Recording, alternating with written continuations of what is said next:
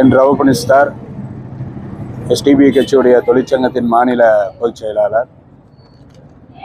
SDPI கட்சியின் சார்பாக நாடெங்கும் வக்பு திருத்த சட்டத்துக்கு எதிராக எல்லா இடங்களிலும் போராட்டங்களும், மாநாடுகளும், ஆர்ப்பாட்டங்களும், அரங்க கூட்டங்களும் நடத்தி கொண்டு இருக்கின்றோம்.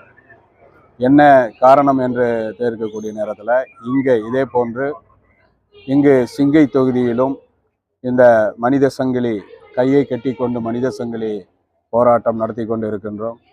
என்ன காரணம் என்று சொல்லக்கூடிய நேரத்தில் ஒன்றிய பிஜேபி அரசு, மோடி தலைமையில் இருக்கக்கூடிய அந்த அரசானது இஸ்லாமியர்களுடைய சொத்தை பறிக்க வேண்டும், இவர்களை உடைமையற்றவர்களாக மாற்ற வேண்டும் என்ற அடிப்படையில் கடந்த ஆகஸ்ட் 8ஆம் தேதி சிறுபான்மை நலத்துறை அமைச்சர் கிரண் ரிஜிஜு தலைமையில் ஒரு மசோதா பாராளுமன்றத்தில் தாக்கல் செய்யப்பட்டது. அந்த மசோதாவில் கிட்டத்தட்ட 115 திருத்தங்கள் செய்து இது முஸ்லிம்களுக்கு, அதாவது வக்பு வாரியம் என்று சொல்லக்கூடிய அந்த வாரியத்தையே நீர்த்து போக செய்யக்கூடிய அளவிற்கு அதில் திருத்தம் செய்திருக்கின்றார்கள். குறிப்பாக ஒவ்வொரு வாரியங்களிலும் அல்லது ஒவ்வொரு மத அடிப்படையில் அந்தந்த மதத்தை சேர்ந்தவர்களே நிர்வகிக்க வேண்டும் என்ற இந்திய அரசியல் சாசனம் ஆர்டிகல் 26 சொல்லியிருந்தும் கூட அதில் திருத்தங்களை கொண்டு வந்திருக்கின்றார்கள். இது முஸ்லிம்களை அபகரித்து, அவர்களுடைய சொத்துக்களை அபகரித்து கார்ப்பரேட்டுகளுக்கும் ரவுடிசங்களுக்கும் ஒப்படைக்கக்கூடிய ஒரு திட்டமாகவே எஸ்டிபிஐ கட்சி இதை பார்க்கின்றது.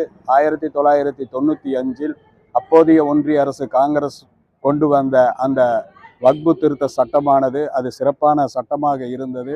2013 அது திருத்தப்பட்டது கூட அதுக்கு மேலும் வலுவூட்டுவதாக இருந்தது. ஆனால் இந்த பிஜேபி அரசு திட்டமிட்டு சொத்தை பறிக்க வேண்டும் என்ற அடிப்படையில் இந்த திருத்த சட்டத்தை கொண்டு வந்திருக்கிறார்கள். இது முஸ்லிம்களை முற்றிலுமாக பாதிக்கக்கூடிய ஒரு செயல், அவர்களுடைய இறையாண்மை மீது கை வைக்கக்கூடிய செயல். எனவே இதை பாராளுமன்றத்தில் இவர்கள் திரும்ப பெறும் வரை நாங்கள் தொடர்ந்து எஸ்டிபிஐ கட்சி போராட்டத்தை நடத்தி கொண்டே இருக்கும். எப்படி வேளாண் சட்டங்களை அவர்கள் போராட்டம் மூலம் அவர்கள் திரும்ப பெற்றார்களோ அதே போன்று அதே பாராளுமன்றத்தில் எஸ்டிபிஐ கட்சியின் போராட்டத்தின் மூலம் நிச்சயமாக திரும்ப பெற வைப்போம் என்ற அடிப்படையில் தேசமெங்கும் இந்த போராட்டத்தை நடத்தி கொண்டு இருக்கிறோம். அதன் அடிப்படையில் இங்கு சிங்கை தொகுதியிலும் இந்த போராட்டம் நடைபெறும்.